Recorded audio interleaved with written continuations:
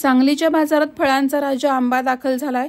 हंगामापूर्वी सांगलीच्या कृषी उत्पन्न बाजार समितीमध्ये देवगडचा आंबा पोहोचलाय। पहिल्याच आंब्याच्या सौद्यात कुणकेश्वर इथल्या शेतकऱ्याच्या हापूस आंब्याला तब्बल 2,500 रुपये इतका डझनाच्या पेटीला दर मिळालाय।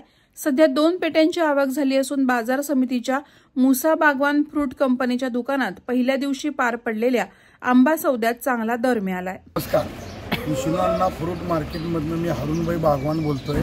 मुसा अबलाल बागवान MEB दुकानात सालाबाद प्रमाणे दरवर्षीप्रमाणे यंदाही पहिल्या देवगडच्या आवकचा मान MEB या दुकानात मिळालेला आहे आणि यंदा लवकर म्हणजे 2-2.5 महिने लवकर आंबा मार्केटमध्ये सांगलीमध्ये दाखल झालेला आहे। याचं कारण असं की गेल्या वर्षी ज्या झाडांना फळ लागलेलं नसतो ते यंदा लवकर येते, त्यामुळं लवकर आवक झालेली आहे आणि देवाच्या कृपेनं यंदा वातावरण पोषक आहे।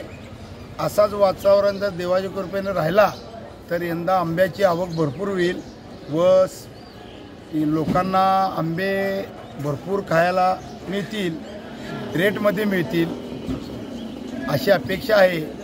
व यंदा हा जो माल आलेला आहे नामदेव चंद्रकांत धुरी कुणकेश्वर यांच्या बागेतला हा माल आलेला आहे। अजून दुपारनंतर या मालाचे सौदे चालू होतील, चांगला रेट यायची अपेक्षा आहे।